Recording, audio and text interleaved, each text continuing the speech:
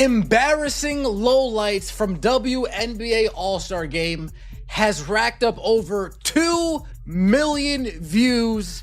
They are that bad.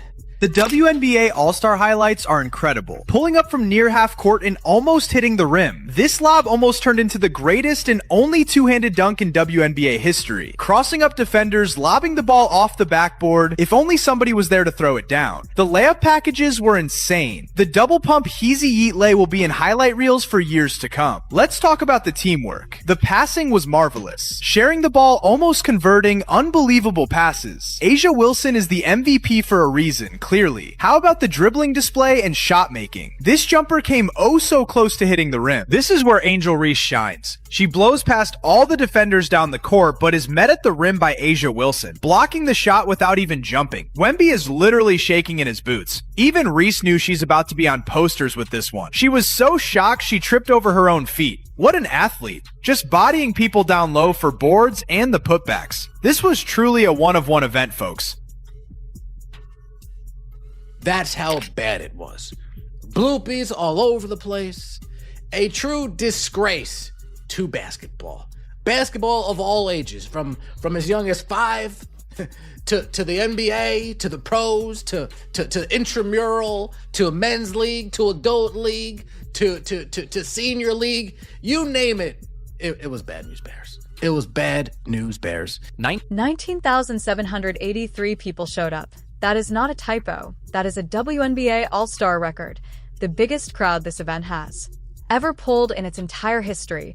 Fans paid real money, took time off work, some of them flew into Chicago, just for this one weekend, all to watch what was supposed to be the best of the best going head-to-head on a stage the league has never had before. And then the game actually started. So this play about summed up the WNBA All-Star Game. Angel Reese, new pink hair, driving, sort of. A'ja Wilson standing there, arms kind of up, to do so, holds her hand over her mouth, sort of gasped. Have a laugh about it on the way back down the floor, and A'ja seems to be apologizing, happy into his floor, back up. That video, Miles Ehrlich took that video, and it's I'm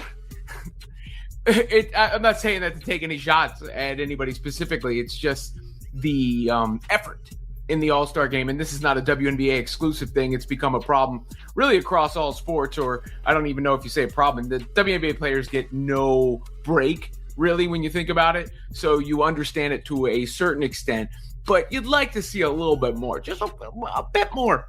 Within minutes, it was obvious something was off. Players were not playing defense, not a little less defense.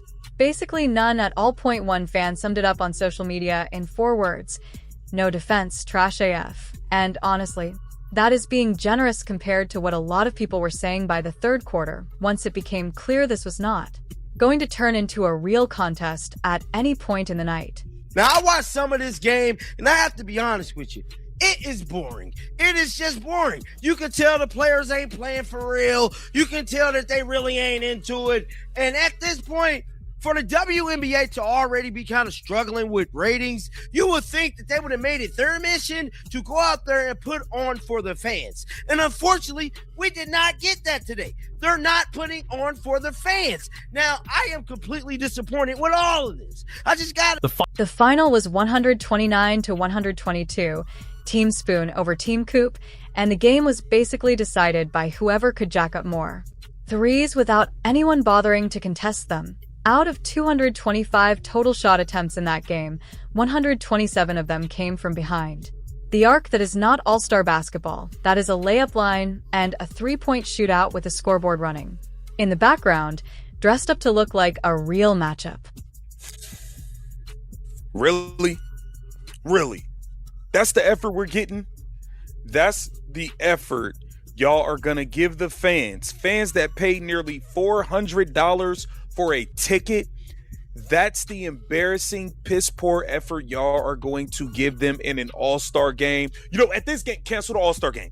At this rate, cancel the All-Star game, name people All-Stars, mail them an award, and keep the regular season going. This is trash. This is straight up trash. You know it's bad. And I knew during the live stream, shout out to everybody that joined for the live stream, I knew I wasn't tripping when I saw Caitlin Clark on the way to halftime call out the All-Stars for giving a trash performance and trash effort for the fans. This is disgusting. You would think they would learn better after the trash show they put on last year after running around talking about pay us what you owe. This was garbage. You would think with that many threes flying, at least the highlights would be worth something. That is usually how these things go. Bad defense means somebody gets a poster dunk, somebody breaks an ankle on a crossover, somebody puts on a show worth clipping and reposting 100 times. Instead, fans got a parade of contested by nobody jumpers that started blending together by halftime.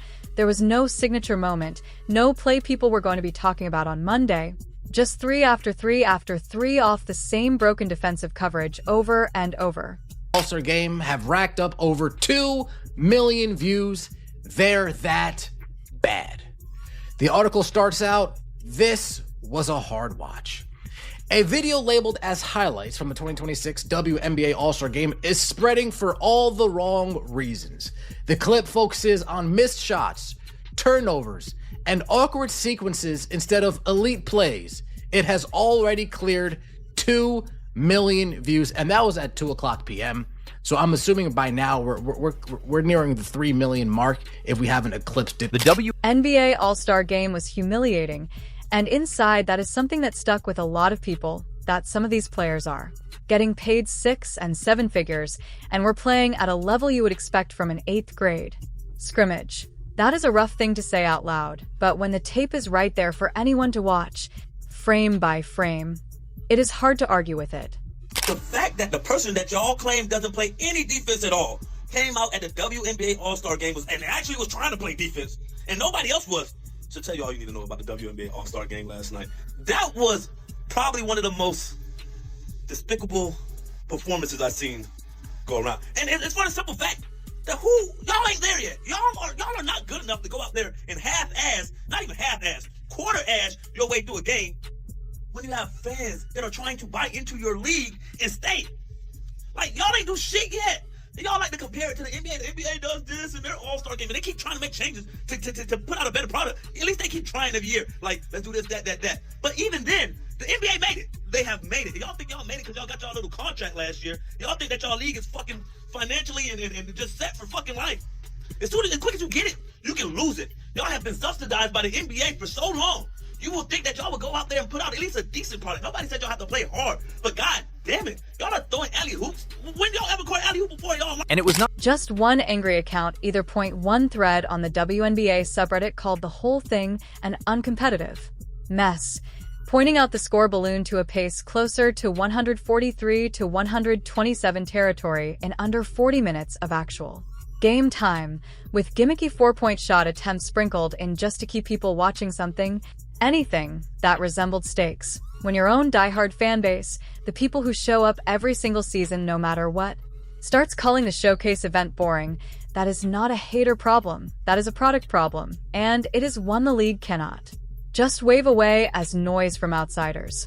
We did also hear that from Caitlin. Like, she seemed kind of frustrated, and I saw clips of this when it was on the broadcast. Like, she felt kind of frustrated that they weren't playing competitively and they weren't playing defense and all these types of things. And it really only takes a couple players to pick up the pace for the All-Star Game to improve, because we saw that in the NBA All-Star Game. Like, Victor Wembanyama really set the tone, and from that, then Anthony Edwards kind of followed suit, and then other players followed suit, because if a couple people are playing really competitively, everybody on that court is a professional athlete, so they're also going to be. Now here, where this story gets a layer that makes it sting even more, because just one night before the actual game, on All-Star Friday, things were already going sideways. Friday night is supposed to be the appetizer. The skills competitions, the 3-point contest, the dunk stuff, the fun stuff that gets people hyped for Saturday and gets casual viewers excited to tune back in. Instead, people walked away from Friday already unimpressed, which meant Saturday had to save the whole weekend on its own. And I get it. You're worried about making the playoffs. It's the second half of this season. You're worried about getting hurt. You're trying to win a championship. You're not looking at it like, okay, this All-Star game makes or breaks us. But at the end of the day, coming from a fan perspective, the tickets are at least $400 a pop. People are basing their entire weekend around the All-Star game. So they're getting a ticket, that's $400. They're flying in, they're getting hotels, they're partying.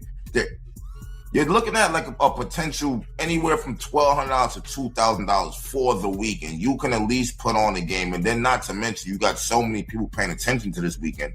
They said over 19,000 people went to the game. Like, why would you not? It did not save anything. If anything, it made the whole weekend worse because now instead of one bad night, fans were sitting on 2 nights in a row where the entertainment value just was not there. And when you stack that against the fact that this was supposed to be the crown jewel weekend of the WNBA calendar, the one time a year the league gets a national spotlight this big, that back-to-back letdown hits differently than a normal quiet Tuesday game in February would. So now let's bring Caitlin Clark into this because her name is at the center of why this whole situation feels so much worse than a normal bad exhibition game. Before this All-Star weekend, Clark had been vocal, publicly, about wanting the players to actually give fans a real product. That is not a small thing for a player to say out loud on national television, especially during a weekend where the unwritten rule has always been to just